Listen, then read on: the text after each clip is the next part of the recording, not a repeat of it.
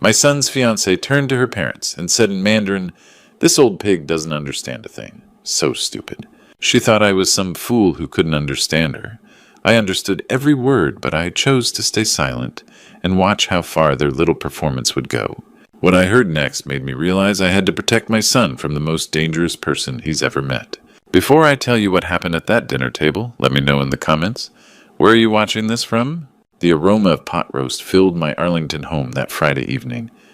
At 66, I'd perfected this recipe over decades of cooking for my late wife Sarah and our son Benjamin. Tonight felt different tonight. I was meeting the woman my boy claimed he wanted to marry. A Chinese-American woman named Grace Zhang, along with her parents who'd immigrated from Beijing years ago. What Benjamin didn't know, what nobody knew, was that I'd spent 15 years in military intelligence, much of it focused on Chinese communications. My Mandarin was as sharp as my English, a skill I'd kept classified even from my own family. "Dad, they're here." Benjamin's excitement was infectious as I opened the door to Grace and her parents. She stood there like something from a magazine, perfectly polished, with a practiced smile. "Mr. Thorne, thank you so much for having us," Grace said, handing me a potted orchid. "Your home is absolutely lovely. Benjamin talks about you constantly. He adores you." Behind her, Thomas and Elizabeth Zhang nodded with formal courtesy that reminded me of diplomatic functions from my army days. "Please call me Gideon," I replied, stepping aside, "and thank you. Sarah always loved orchids." Benjamin practically glowed as he guided Grace through our living room. "Grace teaches piano at the community center, Dad, and she volunteers at the animal shelter every weekend." "How wonderful," I said, genuinely impressed. "What kind of music do you prefer teaching?" "Oh, classical mostly," Grace replied, her eyes lighting up. "Chopin, Debussy. Though I do enjoy teaching children popular songs. It keeps them engaged, you know." Dinner started beautifully. The pot roast was tender, conversation flowed easily. Thomas asked about my electronics repair shop. Elizabeth complimented the green bean casserole.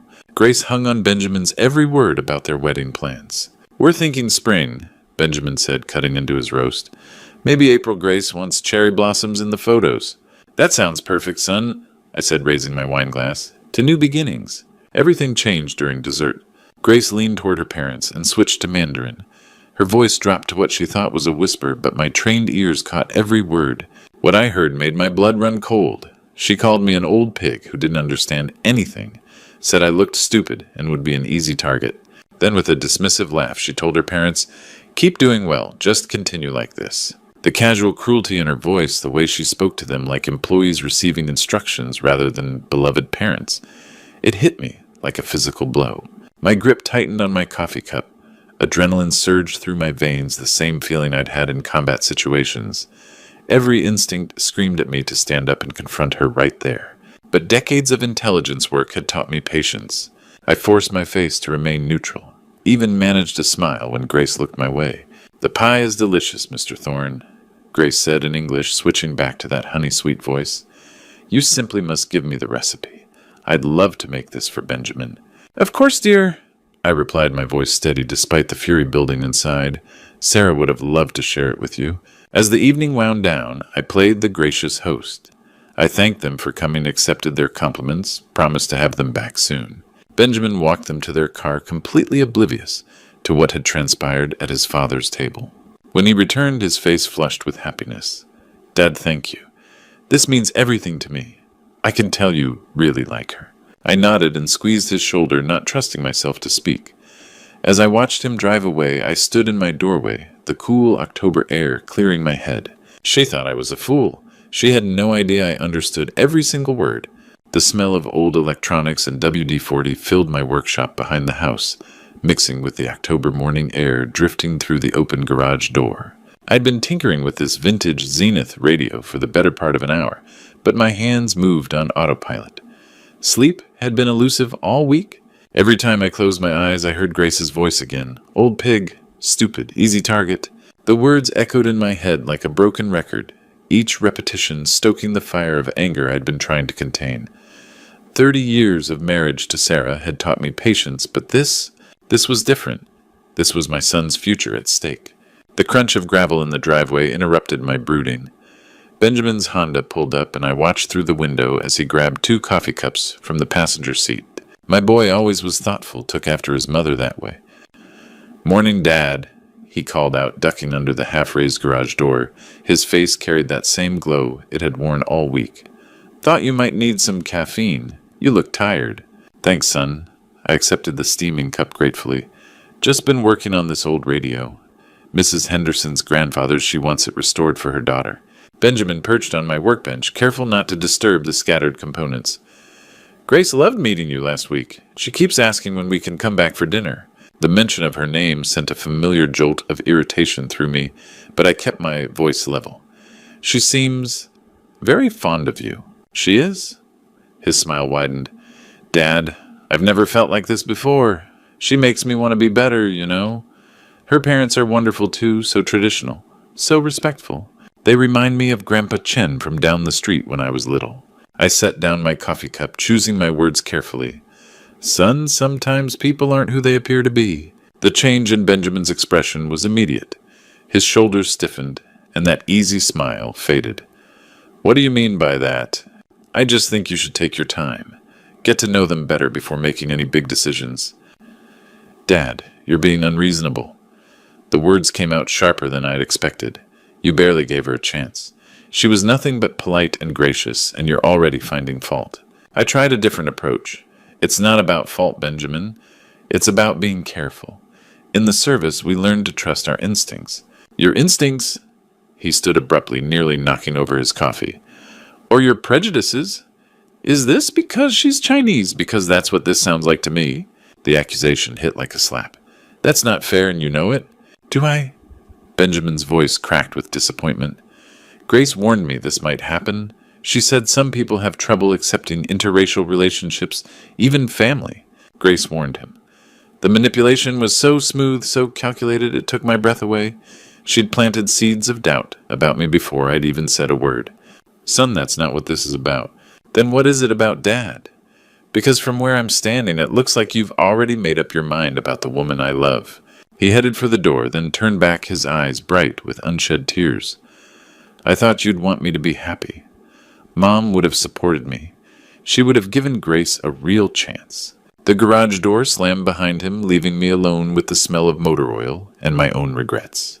Through the window, I watched his car disappear down the street, taking with it any hope of an easy solution. I picked up the radio again, my hands steadier now, despite the turmoil in my chest. Sarah's picture smiled at me from the workbench. My compass for 35 years of marriage silent now when I needed her wisdom most. But I knew what she'd say. She'd tell me to protect our boy, no matter the cost. If words wouldn't convince him, evidence would, and I knew exactly who to call. 3 sleepless nights had passed since Benjamin stormed out of my workshop. I'd spent those dark hours staring at the ceiling, weighing my options, and mentally cataloging contacts from my Army intelligence days. Most were retired, now scattered across the country, but a few still worked in government positions where they might prove useful. Maria Santos topped that list. We'd served together in the 80s, back when intelligence work meant more shoe leather than computer screens. She'd been sharp then, the kind of analyst who could spot patterns others missed. And according to LinkedIn, she now worked for Immigration and Customs Enforcement. If anyone could help me dig into Grace Zhang's background quietly, it would be Maria. Murphy's Cafe sat just off Route 1, close enough to the Pentagon to attract the lunch crowd of contractors and government workers. I arrived early, claiming a corner booth where we could talk without being overheard. The familiar weight of conducting clandestine business settled over me like an old coat. Maria walked in at exactly 11:30, her silver hair shorter than I remembered, but her posture still military straight. She spotted me immediately. Old habits die hard in our line of work. "Gideon Thorne," she said, sliding into the booth opposite me. "When I got your call, I thought someone was playing a prank. 30 years and suddenly you need a favor." "I wouldn't ask if it wasn't important, Maria. It's about Benjamin." Her expression softened. She'd attended Benjamin's high school graduation, sent cards every Christmas. In the intelligence community, work relationships often became family bonds. "What's wrong? Is he in trouble?" "Not yet, but I think he might be." I pulled out my phone, showing her the photos Benjamin had shared from his dinner dates with Grace. "He's engaged to this woman, Grace Zhang. Something feels off about her and her family." Maria studied the images, her trained eyes taking in details I'd probably missed. "What kind of off?" I chose my words carefully. "Inconsistencies in their behavior. The way they interact doesn't feel natural, more like they're performing roles than being themselves. And some things they've said. I paused, unable to reveal my linguistic advantage. My instincts are screaming that something's wrong. Your instincts were always solid, Maria said, handing back the phone. What do you need? Background checks on all three of them. Grace Zhang Thomas and Elizabeth Zhang. They claim to be from Beijing originally, but now live in Fairfax. I need to know if they are who they say they are. Maria nodded slowly. Immigration status, employment history, family connections, the full workup. I can run them through our databases, cross-reference with State Department records. It'll take a few days to be thorough. I slid a piece of paper across the table with their basic information names. Approximate ages, the address Benjamin had given me. I've got photos, social media profiles, anything else you might need. This stays between us, Maria said, pocketing the paper. If I find something and it goes legal, you didn't hear it from me first. Understood. She studied my face for a long moment. Gideon, I've seen you handle dangerous situations with ice in your veins. Right now you look like a man who's genuinely worried. What aren't you telling me? I met her gaze steadily. That my son is head over heels, in love with someone who might be using him. And if I'm right, it's going to destroy him. Maria's expression grew serious. I'll start running the checks this afternoon. Give me 72 hours. We shook hands outside the cafe, and I watched her disappear into the Pentagon City metro station. For the first time in days, I felt like I was taking action instead of just reacting. The next 2 days crawled by. I threw myself into repair work, fixing radios and televisions with an intensity that surprised my customers. Grace visited Benjamin twice during that period, and I forced myself to be cordial when they stopped by the shop. She played her role perfectly, the devoted fiancée meeting her future father-in-law's friends, asking about family photos, complimenting my work. But I watched her more carefully now, looking for cracks in the facade. They were there, subtle but present, the way her smile never quite reached her eyes, how she steered conversations away from specific details about her past, the practiced quality of her responses to personal questions. On Thursday evening, my phone buzzed with a text from Maria. We need to talk. It's not good. My hands were steady as I called her back, but my heart was racing. Maria's voice was grim when she called. Gideon, you were right to be suspicious. Maria's call came at 7:30 Friday morning, jarring me from the first decent sleep I'd managed all week. We need to meet immediately, she said without preamble. Not Murphy's, somewhere more private. The parking garage behind the Marriott on Jefferson Davis Highway. The urgency in her voice sent adrenaline coursing through my system. Level 3 northwest corner, 20 minutes. She was waiting by her sedan when I arrived, a thick manila folder tucked under her arm. Her face carried the grim expression I remembered from briefings that had gone sideways. Get in, she said, sliding into my truck. We need to talk where no one can overhear us. Maria opened the folder, revealing documents and photographs that made my stomach clench. Gideon, your instincts were dead on. Grace Zhang isn't who she claims to be. She handed me an ICE database search result. Her real name is Xu Min. Grace Zhang is a fabricated identity she's been using for 8 months. The photograph showed the same face I'd seen across my dinner table, but the name beneath was completely different. How? Identity theft. The real Grace Zhang died in a car accident in California last year. Somehow Xu Min obtained her documents and assumed her identity. The next revelation hit harder. Maria showed me printouts from Arlington Community Theater's website, headshots for Thomas Thompson and Elizabeth Miller, listed under Cultural Family Package, ideal for ceremonies, community events, and immigration photos. They're not her parents. I said the words feeling surreal. Professional actors. We contacted them. They admitted being hired by Xu Min for $500 each to play her parents. The engagement photos Benjamin showed me. Rental studio in San Francisco, same backdrop we found in 4 other sample portfolios online. She's done this before, Gideon. The final revelation was devastating. Maria handed me a marriage certificate translated from Chinese. Xu Min is currently married to Liu Wei in Guangzhou, China. 3 years legally valid. She never divorced him. I stared at the document. Marriage fraud, among other things. Immigration fraud identity, theft, conspiracy, federal crime territory. If she marries Benjamin, she could face 10 years in prison and permanent deportation. And Benjamin, if he's truly unaware he's a victim. But if authorities think he's complicit, Maria's expression was grave. He could face charges too. I organized the documents with military precision. The evidence painted a picture of calculated deception that made my blood run cold. What's our next move? Officially, I report this to my supervisors. This suggests a larger operation. Maria paused. Unofficially, you need to protect Benjamin. Get him away from her before this explodes. He won't listen. He thinks I'm prejudiced. Then you need proof he can't ignore. Maria gathered the documents.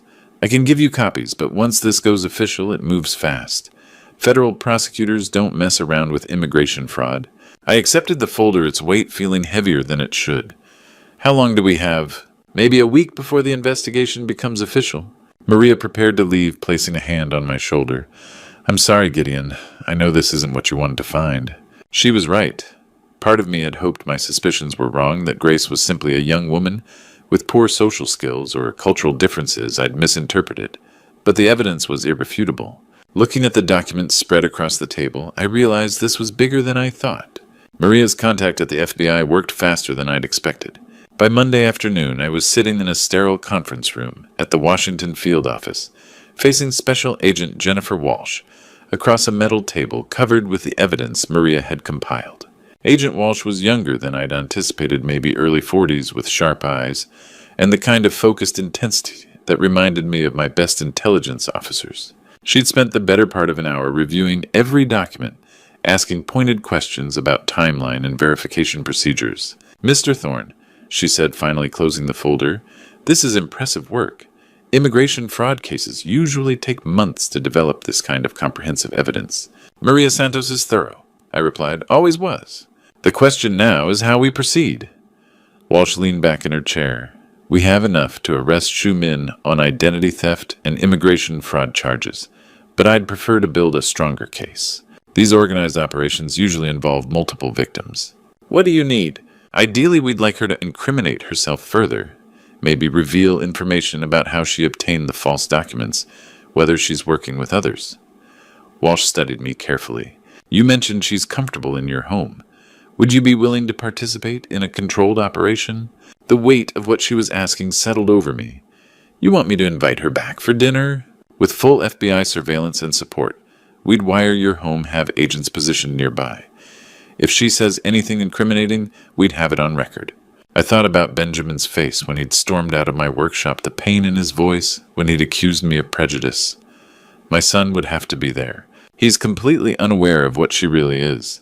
That might work in our favor. If she believes you've accepted her, she may be more careless about what she says. Walsh's expression softened slightly. I understand this puts you in a difficult position with your family. Agent Walsh, my son is planning to marry a woman who's already married to someone else. She's using him to commit federal crimes. Any difficulty with family is secondary to protecting him. She nodded approvingly. How would you approach this? I'd been thinking about that since leaving the parking garage Friday morning. I'll tell Benjamin I've reconsidered, that maybe I was too hasty in my judgment. He's been wanting us to have dinner again. He'll jump at the chance to arrange it. And Grace, she'll come. She thinks she's won, that she's successfully turned my son against me. She won't be able to resist the opportunity to solidify her victory. Agent Walsh opened a legal pad and began taking notes. We'll need at least 48 hours to set up surveillance equipment. Can you arrange the dinner for Friday evening? I'll call Benjamin today. Mr. Thorne, I need you to understand what you're agreeing to. Once we activate this operation, there's no going back. If Xu Min incriminates herself, we'll arrest her that night. Your son will witness his fiancée being taken into federal custody. The image hit me like a physical blow, but I kept my voice steady. Better he sees the truth now than discovers it after they're married. 2 hours later, I was back in my workshop staring at Benjamin's number on my phone. The conversation would require every ounce of acting ability I possessed. He answered on the second ring. Dad, Benjamin, I owe you an apology. The words came easier than I'd expected. I've been thinking about our conversation, and you're right. I didn't give Grace a fair chance. The silence stretched so long, I thought the call had dropped. Dad, are you serious? I'd like to invite her and her parents back for dinner. Friday night, if they're available. I want to start over. Wow. Yes, absolutely. Grace will be thrilled. She's been worried that you don't like her. Tell her I'm looking forward to getting to know her better. After Benjamin hung up, I sat in the gathering dusk of my workshop, surrounded by the familiar smell of electronics and motor oil. In 3 days, I would sit across from Grace Zhang or Schumann or whoever she really was and watch federal agents destroy the elaborate lie she'd built around my son's heart. As I set the table for Friday's dinner, I wondered if Grace suspected anything. Friday evening arrived with the crisp clarity of an October night. Grace and her parents appeared at my door at exactly 6:30, punctual as always. She carried a bouquet of white roses. Thomas wore a fresh-pressed suit, and Elizabeth had brought homemade cookies in a decorative tin. "Mr. Thorne, thank you so much for this second chance." Grace said, her smile radiant with what looked like genuine warmth. "I know Benjamin means the world to you. Please come in," I replied, accepting the flowers. The wire taped to my chest felt heavy beneath my shirt, but my voice remained steady. "I'm looking forward to getting to know you better." Benjamin practically glowed as he helped them with their coats. The relief on his face was almost unbearable. My son truly believed we were healing our family rift. Dinner progressed smoothly. I'd prepared the same menu as our first meeting: pot roast mashed potatoes, green beans. Grace complimented every dish, asked thoughtful questions about my electronics shop, and shared charming stories about her piano students. Her performance was flawless. "This is exactly how I imagined family dinners would be," she said, squeezing Benjamin's hand. "You're so lucky to have such a thoughtful father." But I caught the subtle probing beneath her words. "You seem much more relaxed tonight, Mr. Thorne. I was worried after our first meeting that I'd somehow offended you." "Not at all," I assured her. "Sometimes first impressions can be misleading." As we moved to dessert apple pie again, I felt the familiar weight of approaching action. Agent Walsh would be positioned outside waiting for my signal. "Grace," I said, setting down my coffee cup, "I've been thinking about our first dinner together." She tilted her head, suddenly cautious. "Oh, I hope it was pleasant for you." I switched to Mandarin without warning. "Did you really think I couldn't understand?" The change in Grace was instantaneous. Her face drained of color, her hand froze halfway to her mouth. What did you just say?" "You called me an old pig, said I was stupid and an easy target." Benjamin's fork clattered against his plate. "Dad, wait, you speak Mandarin. How do you know what she said?" "That's because Grace isn't her real name." I kept my voice level, professional. "Her real name is Shu Min." "Benjamin, he's lying." Grace's composure cracked, desperation bleeding through. "Don't listen to him." "She's already married," I continued. "Has been for 3 years. To a man named Liu Wei in Guangzhou." Thomas shot to his feet, his chair scraping loudly. "This is insane. We're leaving right now."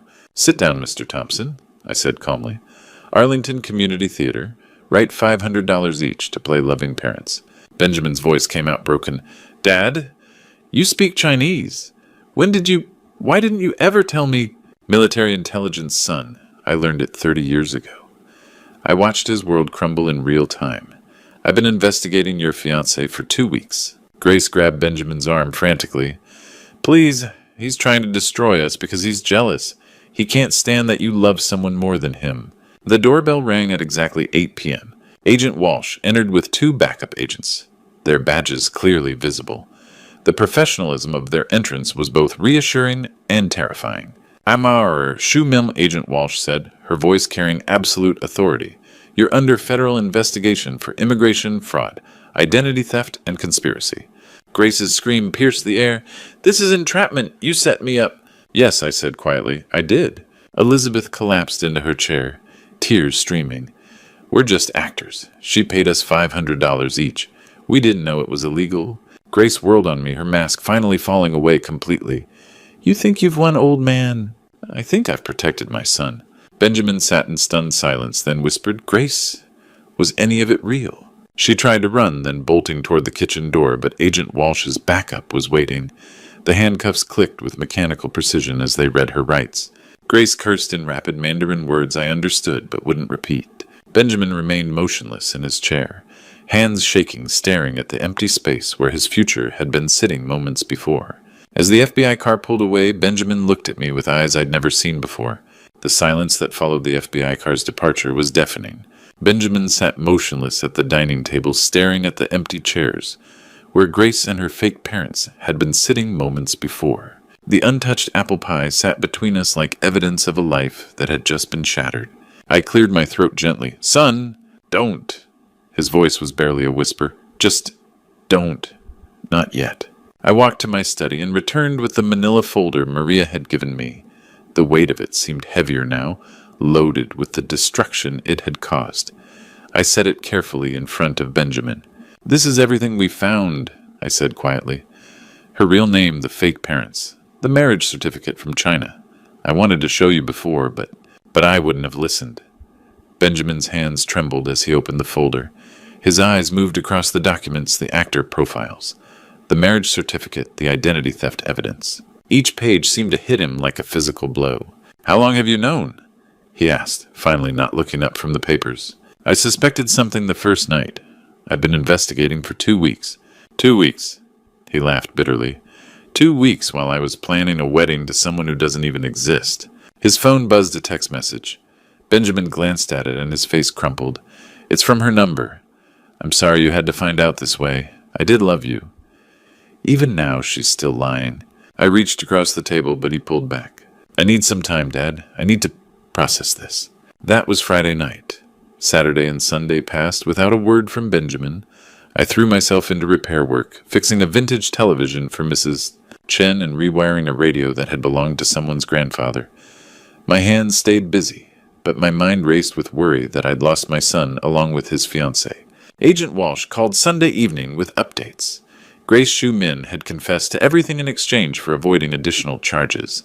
The fake parents were cooperating, fully providing information about how she'd recruited them. Deportation proceedings would begin within the week. "Your son's not in any legal trouble," Walsh assured me. "He was clearly a victim in this." Monday night brought no call. Tuesday stretched endlessly. By Wednesday, I was convinced I'd traded my son's safety for his love, and the price felt too high. Then at 11:47 p.m. my phone rang. "Dad." Benjamin's voice was thick with emotion, barely controlled. "I'm here, son. I've been thinking for 3 days straight, and I keep coming back to the same thing." He paused, and I heard him take a shaky breath. "I defended her against you. I chose a stranger over my own father." "Benjamin, no, let me finish. You were protecting me, and I made you the villain. I called you paranoid. I accused you of prejudice. I threw Mom's memory at you like a weapon." His voice cracked completely. "How do you forgive someone who is so blind?" The pain in his voice nearly broke me. Son, loving someone isn't blindness. It's hope. It's the willingness to believe the best in people. That's not a flaw, that's who you are, and it's one of the things I'm most proud of. But I should have listened to you. Maybe, but if I'd been wrong, you'd have spent your life wondering if you gave up happiness because your old man couldn't let go. I paused, choosing my words carefully. Trust has to be earned back, I know that. But love doesn't disappear because of mistakes. The silence stretched between us filled with 30 years of father-son history. "Can I come over tomorrow?" he asked finally. "I want to understand everything. How you knew what you felt, how you managed to save me from myself. Of course, I'll make coffee. The good stuff. The good stuff." After he hung up, I sat in my kitchen looking at Sarah's picture on the windowsill. Our boy was coming home. The next evening, Benjamin arrived with takeout Chinese food, a gesture that would have been impossible a week ago. We spread the evidence across the dining table, and I walked him through every step of the investigation. He asked hard questions, and I gave honest answers. As we finished the lo mein, Benjamin leaned back in his chair and studied me with new eyes. "Dad, I need to ask you something. How did you stay so calm through all this?" 3 weeks had passed since that Friday night dinner. The legal proceedings moved with federal efficiency. Grace had been deported with a 10-year ban, while the fake parents received community service and hefty fines. The bell above my shop door chimed as Mrs. Patterson brought in her ancient television. "Same fuzzy problem," I diagnosed, already reaching for my tools. As I worked, I found myself thinking about Benjamin's question from the night before. How had I stayed calm? The answer had something to do with experience, knowing that panic clouds judgment and clear thinking saves lives. Benjamin walked in carrying coffee and lunch from Murphy's Deli. These visits had become routine over the past week, comfortable rituals that reminded me of when he was 12. "How's work going?" I asked. "Good. Actually great." He paused thoughtfully. "I've been thinking about what you said about trusting instincts. There's this new project manager, and something about her felt rehearsed. What did you do?" I asked more questions, dug deeper into her references. Turns out her last 3 jobs ended under questionable circumstances. Benjamin smiled. 6 months ago, I would have ignored that feeling. The pride I felt was overwhelming. Benjamin wasn't becoming cynical, he was becoming wise. A young man entered carrying a vintage radio. Someone said, "You might fix this. It belonged to my grandfather." I examined it carefully. "It'll take some work, but yes, might take a week." He hesitated, then asked, "Can I ask you something? My girlfriend wants to move in together, but something feels rushed. She's pushing hard, and I can't shake the feeling I'm missing something." Benjamin and I exchanged a look. "Trust that feeling," I said gently. "When someone's rushing you toward a big decision, ask yourself why the timing matters so much to them." After he left, Benjamin shook his head. "Does this happen often, relationship advice, in an electronics shop?" "More than you'd think. Some kinds of knowledge only come from living through things." We worked together for the next hour, Benjamin helping with inventory, while I shared stories from my Army days lessons about reading people, trusting teammates, making decisions under pressure. As afternoon wound down, Benjamin prepared to leave. At the door, he turned back. "Dad, thank you. Not just for saving me from Grace, but for showing me what it looks like to protect someone without controlling them." After he drove away, I stood watching his taillights disappear. The October air carried the scent of burning leaves and distant sounds of children playing. Normal sounds, peaceful sounds. Inside, I walked to Sarah's photograph on the kitchen windowsill. "Our boy is safe now," I told her picture, "and he's stronger for having gone through it." A father's instincts never retire. We see dangers our children can't and love them enough to act on it. Sometimes that means letting them make mistakes, and sometimes it means stepping in when the stakes are too high. The trick is knowing the difference. I turned off the shop lights, already looking forward to Sunday dinner with Benjamin. Next time someone tried to deceive him, he'd know what to look for. Looking back on this journey, I realized that betrayal stories like mine aren't just about deception. They're about the strength we find when everything we thought we knew crumbles around us. This true story taught me that a father's love isn't measured by how much we trust, but by how far we'll go to protect what matters most. God gave us instincts for a reason. When something feels wrong, when the pieces don't quite fit, that's not paranoia. That's divine wisdom whispering through experience. I've learned that the Lord works through the skills we've gained, the people we've known, and even the sleepless nights that force us to act. The hardest lesson, sometimes protecting someone means becoming the villain in their story, at least temporarily. Benjamin hated me for weeks, but God knew what I couldn't see then, that our relationship would emerge stronger, built on truth instead of comfortable lies. These betrayal stories remind us that evil often wears a beautiful mask. Grace's deception was masterful, but the Almighty equipped me with everything I needed to see through it. Military training, loyal friends like Maria, and most importantly, a father's unshakable love. This true story changed both Benjamin and me. He's more careful now, but not cynical. He's learned to trust his instincts while keeping his heart open. As for me, I've discovered that sometimes the greatest act of love is refusing to let someone you care about destroy themselves even when they beg you to step aside. The truth is, we're all vulnerable to deception when we want something badly enough. But God places people in our lives, parents, friends, mentors, who can see what we cannot. The wise person listens. The foolish one pushes them away. Every father reading this knows the weight of protecting their children from dangers they can't see. It's a sacred responsibility that doesn't end when they turn 18 or get engaged or start their own lives. If this story touched your heart, please share your thoughts in the comments below. Have you ever had to make a difficult choice to protect someone you love? Share this video with parents who understand that love sometimes means saying the hard things. And don't forget to subscribe for more real stories about family courage and the wisdom that comes from never giving up on the people who matter most. I'll never forget the morning my daughter looked me straight in the eye and said, "I don't need an old loser to walk me down the aisle." Those words hit me like a punch to the gut. I had given up everything for her. My dreams, my pride, 20 years of my life. I could only nod silently, though my heart was breaking. But what I didn't tell her was that I had secretly delivered a letter to the priest. When the priest read the letter I had written, her entire world would come crashing down.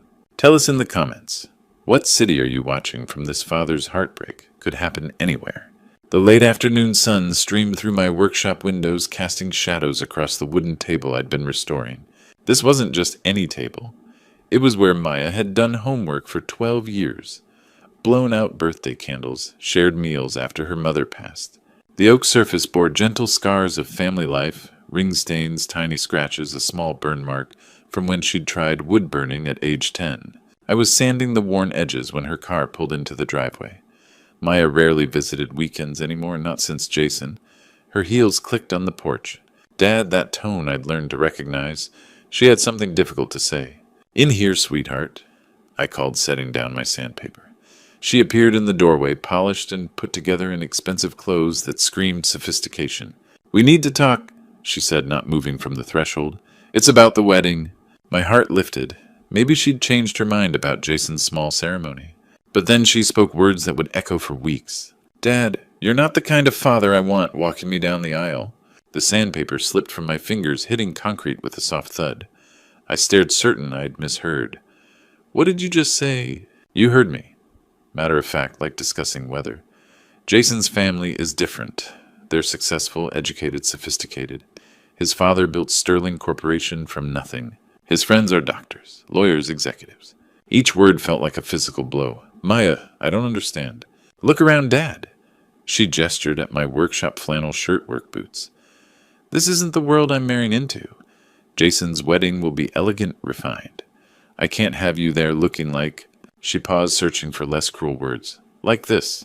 24 years of raising her alone, working double shifts for her college, being both father and mother. And this was how she saw me. An embarrassment. "I see," I whispered. "It's nothing personal. I need everything perfect. Jason's family has standards, and I need to fit in now. Surely you understand." I wanted to argue, a reminder of all the times I'd been there. Instead, I nodded, not trusting my voice. "Good. I knew you'd understand." She turned to leave, then paused. "Oh, and Dad, maybe think about what you want to do with the rest of your life, now that I won't need you anymore." Her heels faded as she walked away. Car engines started, then silence. I sank onto the old stool, surrounded by furniture I'd crafted with love. The bookshelf for her 16th birthday jewelry box for graduation. The hope chest I'd been secretly working on for her future home.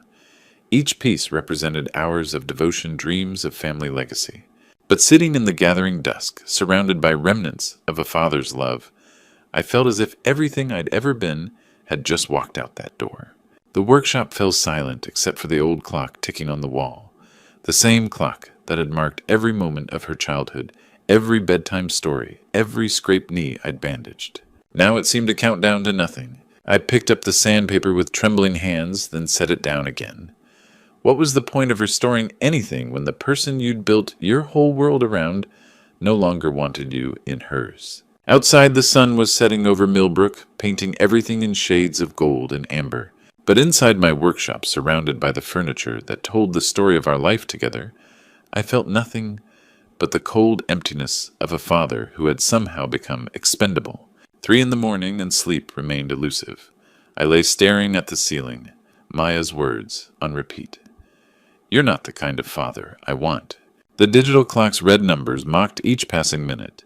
Rolling out of bed, I padded to the living room. The house felt like a mausoleum of memories. For 24 years, this place had been filled with Maya's presence. Now drowning in rejection, I needed something to remind me I'd once been loved. The old cedar chest in the corner beckoned. Anne had insisted we buy it when Maya was born. "For keeping precious things," she'd said. I hadn't opened it in years, afraid of ghosts. Inside, photo albums chronicled Maya's journey from infant to graduate. Page after page revealed forgotten moments, first steps, gap-toothed grins, father-daughter dances where she'd stand on my feet. Beneath the albums, my fingers found a small wooden box. Inside, tied with faded ribbon, were letters in Anne's handwriting. I'd discovered these after her funeral, but reading them had been too painful then. Now, with Maya's rejection fresh, I felt compelled to revisit this old heartbreak. "My dearest Paul," the first letter began, dated 3 years before Anne's death. I can't stop thinking about yesterday. When you held me, I felt alive for the first time in years. I know this is wrong. Wade doesn't deserve this betrayal, but I can't help how I feel. I'd read these before, but tonight, different details struck me. Your vision for Sterling Corp is inspiring.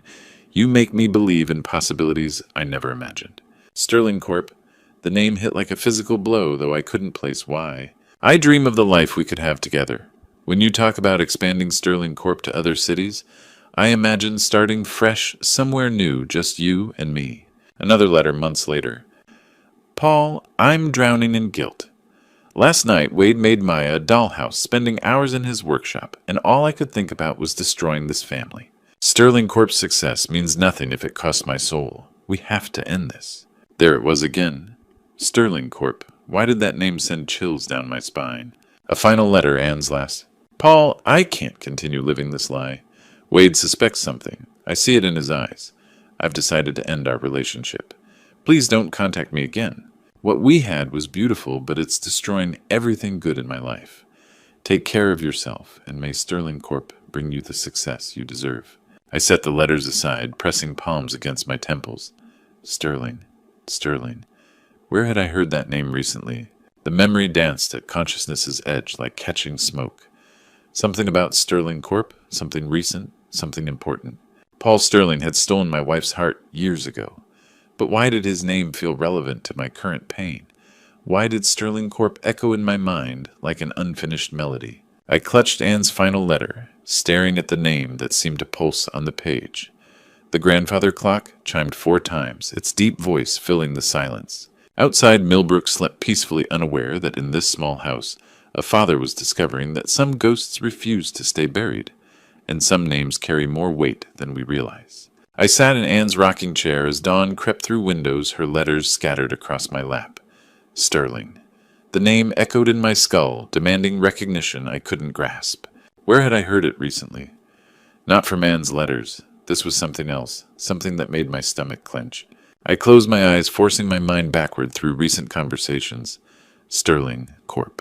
Sterling family. Then it hit me like a freight train. Nice to meet you, sir. I'm Jason Sterling. The memory crashed over me. 3 years ago, Maya had brought him home for Sunday dinner. This polished young man who looked like he'd stepped from a magazine. Dad, I want you to meet Jason Sterling. He'd extended his hand with that practiced smile that never reached his eyes. Everything screamed success. Expensive watch, tailored clothes, confident posture of someone who'd never known want. Sterling, that's an interesting name. Family name. My father built Sterling Corporation from the ground up. Real estate development, mostly. He passed when I was young, but the company's still thriving. Sterling Corporation. The same company Anne had mentioned in her letters. The same company that had inspired her dreams of escape. My hands trembled as implications crashed down. Paul Sterling had been Jason's father. The man who'd stolen my wife's heart, filled her head with dreams of a different life. That man had been Jason's father. This couldn't be coincidence. In a country of 300 million people, what were the odds my daughter would randomly fall in love with the son of the man who destroyed my marriage? The timeline made sickening sense. Paul had died 15 years ago. Maya had mentioned Jason lost his father young. If Jason was 28 now, he would have been 13 when his father passed. The affair had ended 20 years ago when Anne got sick. Jason would have been 8 then. It all fit, every horrible piece. But there was something else that made my blood run cold. I remembered that first dinner, how Jason had looked at me. Not with nervous respect of a young man meeting his girlfriend's father, but with something calculating. Like he was studying me, measuring me against some internal standard. The questions he'd asked seemed like polite conversation then, but now felt different. He'd wanted to know about my work, how long I'd lived in Millbrook, about Maya's childhood. He'd been particularly interested in Anne's death. Maya tells me her mother passed when she was young. That must have been difficult, raising a daughter alone. At the time, I'd appreciated his sympathy. Now I wondered if he'd already known the answer before asking. If Jason was Paul Sterling's son, if he knew about the affair, then what was he doing with Maya? Was this twisted revenge? Was he using my daughter to get back at me for something his father had done? The morning sun illuminated scattered letters on the floor.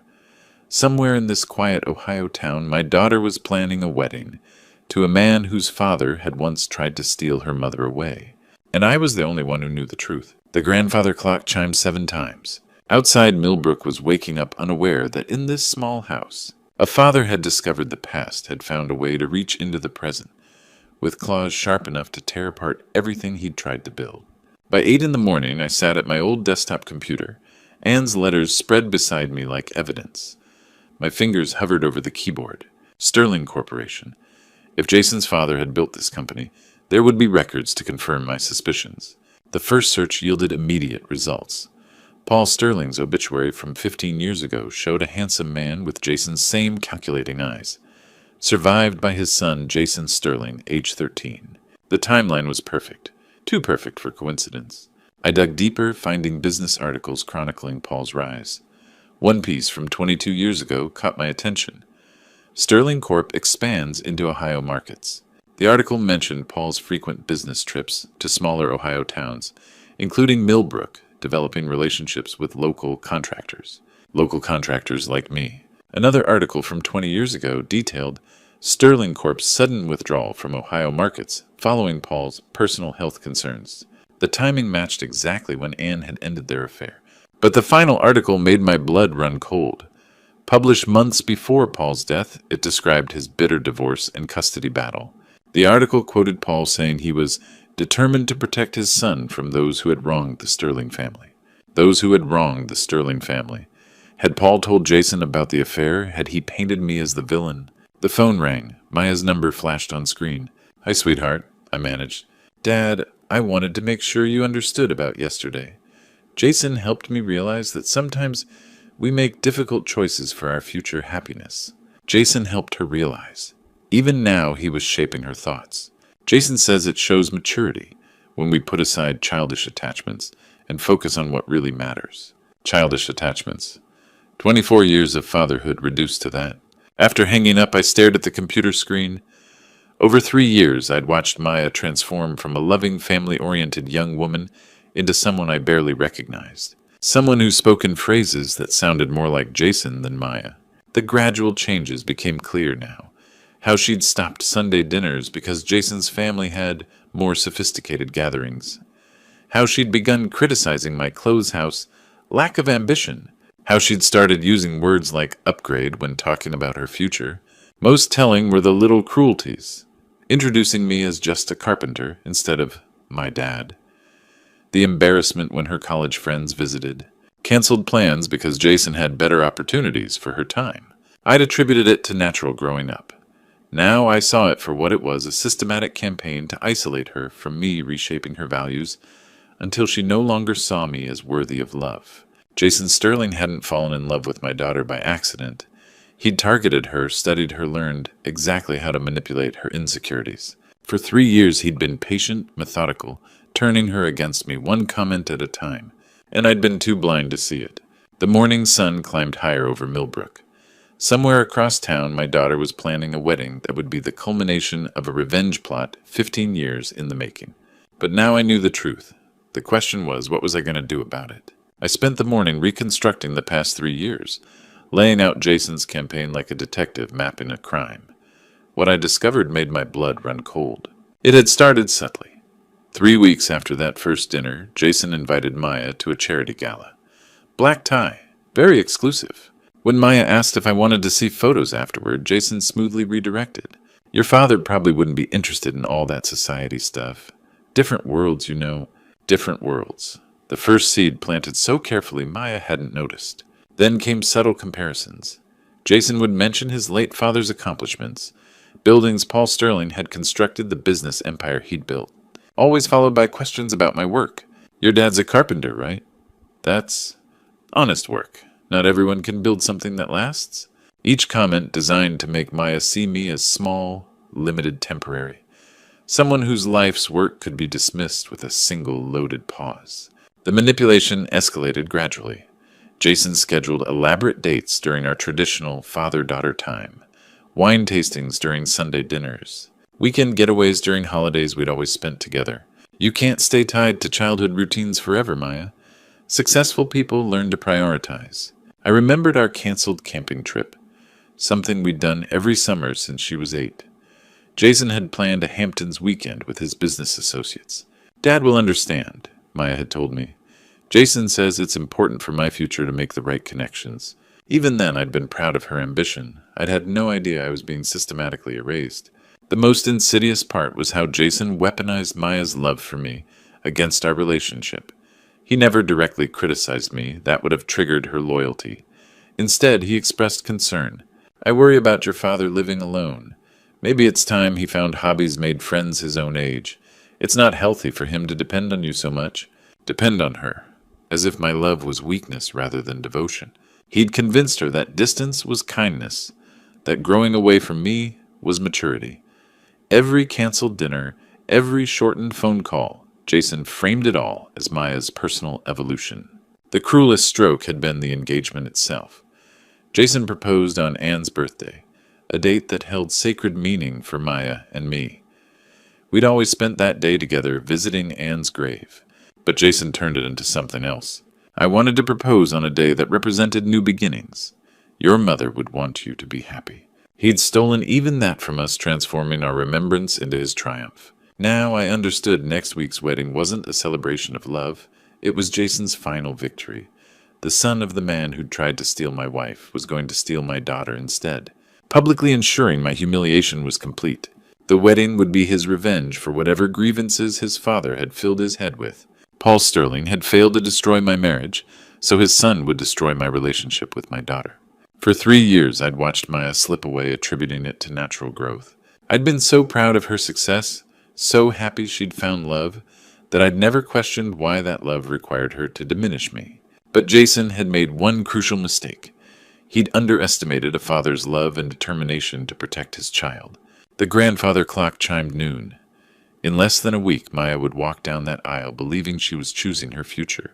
She had no idea she was simply the final piece in a revenge plot 15 years in the making, unless I did something to stop it.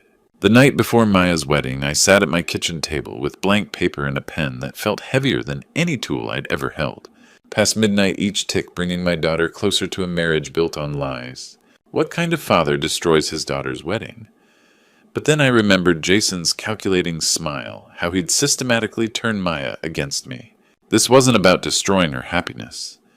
It was about saving her from a man who saw her as a weapon in a war she didn't know existed. I began to write.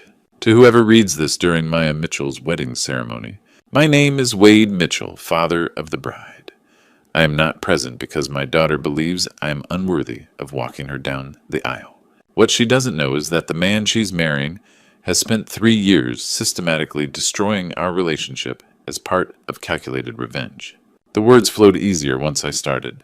Jason Sterling is the son of Paul Sterling, who had an affair with my late wife Anne 20 years ago.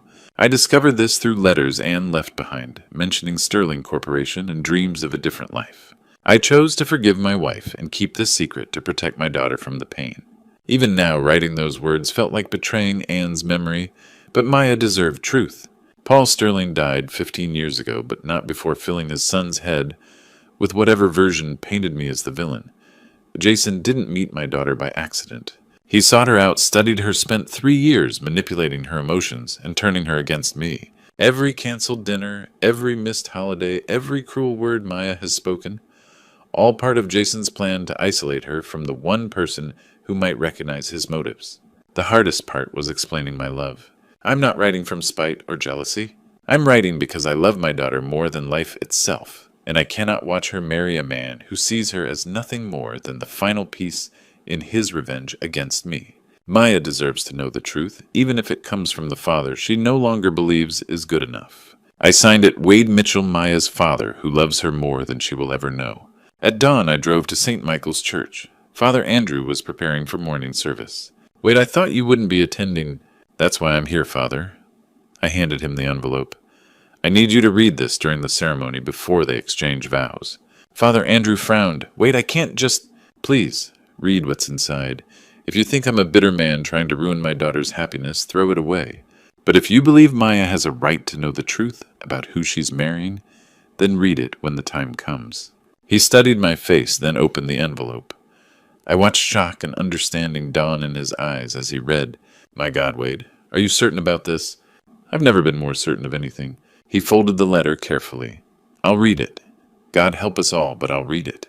I left the church as sun climbed higher, knowing I'd set in motion events that would either save my daughter or destroy any chance of reconciliation forever. In hours, Maya would walk down that aisle, expecting to marry the man of her dreams. Instead, she would learn the truth about a nightmare 15 years in the making. There was no going back now. I stood across from St. Michael's Church at 3 p.m, hidden behind an old oak tree. The church looked like a fairy tale draped in white silk, with rose arrangements that cost more than I made in a month. Elegant cars deposited guests in designer clothes and expensive jewelry. Jason's world on full display. Successful, sophisticated, everything I could never give Maya. The church was packed with his carefully curated guest list people whose names carried weight in business circles far beyond our small Ohio town. Then I saw her. Maya emerged from the bridal car like a vision in white silk, her grandmother's pearl necklace gleaming at her throat. She was breathtakingly beautiful, every inch the perfect bride. But even from this distance, I could see something in her eyes that made my heart ache. Beneath the radiant smile, there was a sadness she couldn't hide. Jason appeared at her side, resplendent in his custom tuxedo, his smile confident and triumphant. He looked like a man about to claim his prize, not a groom overwhelmed by love. As he took Maya's arm, he whispered something that made her straighten her shoulders, steeling herself. The church bells chimed. My heart hammered as I watched the last guests hurry inside. Father Andrew would either save my daughter or destroy our relationship forever. Through the open doors, I saw Maya walking down the aisle, her train flowing like Silk River. Jason waited at the altar, posture perfect. Father Andrew stood between them, my letter hidden in his ceremonial robes. The music faded, and Father Andrew's voice carried clearly. Dearly beloved, we are gathered here today to witness the union of Maya Mitchell and Jason Sterling in holy matrimony. That cursed surname echoed off the church walls. Before we proceed with the vows, Father Andrew continued, voice steady, despite what must be tremendous inner turmoil, there is something that must be shared. I have received a letter containing information vital to this ceremony. A murmur rippled through the congregation. Jason's head snapped up, his confident expression flickering. Maya turned confusion evident even from my distance. Father Andrew reached into his robes and withdrew my letter, unfolding it with deliberate care. The church fell silent. This letter is from Wade Mitchell, father of the bride. The murmur grew louder. Maya's hand flew to her throat, face draining of color. Jason stepped forward to intervene, but Father Andrew had already begun reading. My name is Wade Mitchell, and I am the father of the bride. I am not present because my daughter has been led to believe I am not worthy of walking her down the aisle. My words rang out like accusations in the sacred space. Heads turned guests, whispering urgently. Maya swayed slightly, and I thought she might faint. Father Andrew continued, voice growing stronger. What she doesn't know is that the man she's about to marry has spent 3 years systematically destroying our relationship as part of calculated revenge. Whispers exploded into shocked exclamations. Several guests rose from their seats. Jason's face went white, his mask finally slipping. Maya stood frozen, bouquet trembling. Father Andrew pressed on, revealing the affair, Paul Sterling's identity, Jason's methodical manipulation. With each sentence, the atmosphere grew more electric, charged with disbelief and growing outrage. He detailed how Jason had targeted Maya, studied her weaknesses, spent 3 years turning her against me. How every canceled dinner, every cruel word, every moment of distance had been orchestrated as revenge for his father's failed affair with my wife. When he finished, the silence was deafening. Then chaos erupted. Guests shouted questions, accusations flew, and cameras flashed as people documented the scandal unfolding before them. Jason stood exposed, his carefully constructed facade crumbling under the weight of truth. All eyes turned toward the altar where Maya stood like a statue in white silk. And Jason Sterling faced the ruins of his revenge plot that had taken 15 years to execute and mere minutes to destroy. The chaos reached crescendo as Father Andrew folded the letter. Maya stood at the altar like a broken doll wedding bouquet scattered at her feet. Her face was ashen makeup, streaked with tears falling like rain on silk. "No," she whispered above the shocked voices. "This can't be true. Jason, tell them it's not true."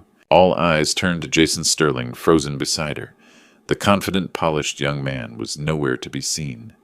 In his place stood someone flushed with rage and humiliation, hands clenched into fists. "Jason," Maya's voice cracked with desperation, "tell them my father is lying."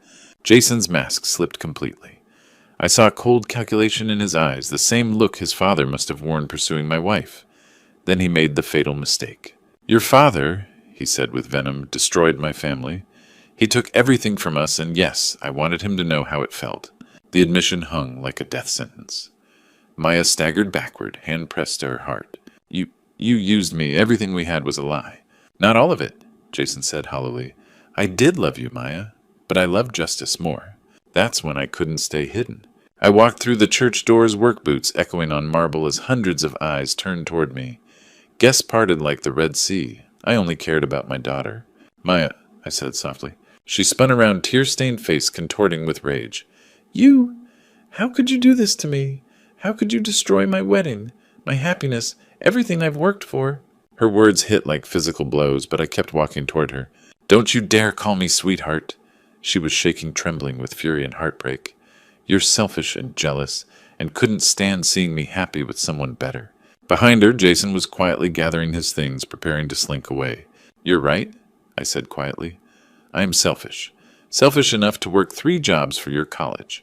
Selfish enough to sit by your bedside when you had pneumonia at 15. Selfish enough to learn braiding hair because you needed a father and mother both. Maya's anger flickered, uncertainty creeping in. I was selfish enough to keep your mother's affair secret for 20 years because I didn't want you growing up knowing she'd betrayed us. And yes, selfish enough to destroy your wedding to a man who saw you as nothing more than revenge. The fight went out of her shoulders, sagging as truth settled over her. She looked back at Jason, edging toward the exit, then at me. Did you really love Mom even after... Every day until she died, and I've loved you every day since, even when you decided I wasn't good enough for your new life. Maya's face crumpled. She took one shaky step toward me, then another, and then she was in my arms, sobbing against my chest, like when she was little, and the world seemed too scary. I'm sorry, Daddy, she whispered, using the name she hadn't called me in years. I'm so sorry. I know, sweetheart, I know. Behind us, church doors slammed as Jason Sterling made his exit, leaving wreckage of his 15-year plan and the woman he'd claimed to love. Wedding guests filed out quietly, some offering awkward condolences. Father Andrew approached, face kind but weary. The church is yours as long as you need it.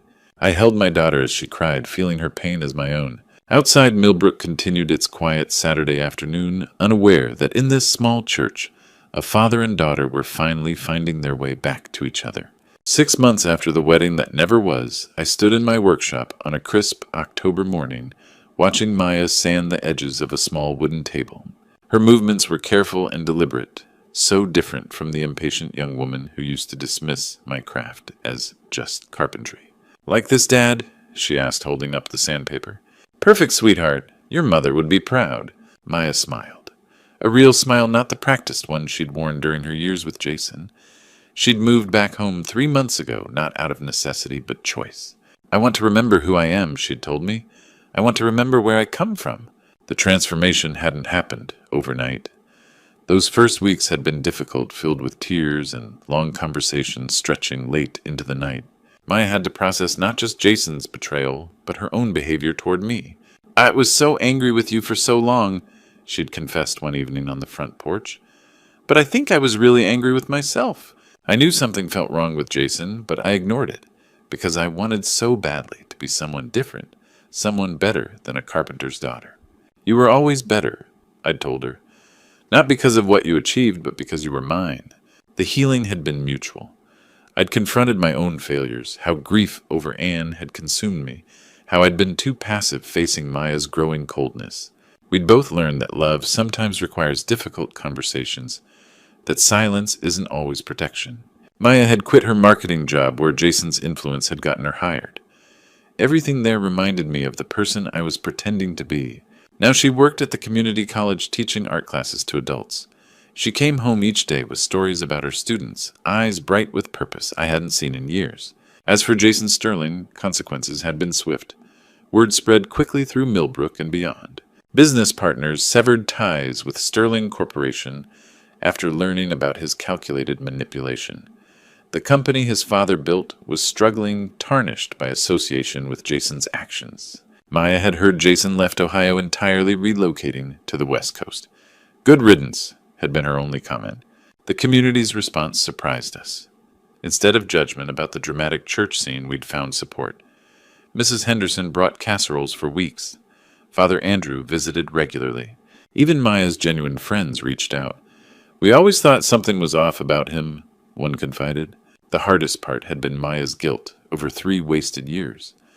I chose him over you, she'd said, tears streaming. I chose his lies over your love. You chose what you thought was best for your future, I'd replied. That's what children do. grow up, make decisions. You couldn't have known his motives, but I should have trusted you. Now you do know. That's what matters. Watching her now carefully crafting something beautiful with her own hands, I felt peace I hadn't experienced in years. The table she was making was a wedding gift for her friend Ashley, a real wedding built on honesty and love rather than manipulation. You know, Maya said, setting down her sandpaper, I think I understand why you love this work. There's something honest about it. You can't fake good craftsmanship. No, I agreed. You can't fake anything that's built to last? She looked at me with eyes holding wisdom earned through pain and forgiveness. Like family. Like family, I confirmed. Outside our workshop, Millbrook was settling into autumn leaves turning gold and red. Somewhere in this small Ohio town, other families were probably struggling with their own secrets and betrayals, their own journeys toward understanding. But in this moment, surrounded by sawdust scent and quiet satisfaction of work done with love, I knew that sometimes the most painful decisions are also the most necessary ones. Sometimes protecting people we love means risking their hatred. And sometimes, if we're very lucky, the truth really can set us all free. Looking back on everything that happened, I've learned that betrayal stories like ours are more common than we think. But what makes each true story different is how we choose to respond when the truth finally comes to light. God taught me that sometimes love means making the hardest choices. When I discovered Jason's revenge plot, I could have stayed silent to avoid hurting Maya. But God showed me that protecting someone you love sometimes means risking their hatred. The Lord works in mysterious ways, and I believe He guided me to find those letters when Maya needed saving most. This true story taught me that betrayal stories don't have to end in bitterness. Maya and I could have let Jason's manipulation destroy us forever. Instead, we chose forgiveness and healing. God blessed us with a second chance that many families never get. The most important lesson, truth and love will always triumph over lies and revenge. When we trust in God's plan, even our darkest moments can lead to redemption. Betrayal stories like ours prove that family bonds, when built on honesty and genuine love, are stronger than any scheme designed to tear them apart. Sometimes being a parent means breaking your child's heart to save their soul. It's the hardest thing I've ever done, but seeing Maya happy and whole again reminds me that true story endings aren't always fairy tales. Sometimes they're even better because they're real. What do you think about Wade's decision? Have you ever had to choose between protecting someone's feelings and telling them a painful truth? Share your thoughts in the comments below. And don't forget to like this video and subscribe to our channel for more incredible true stories that will touch your heart.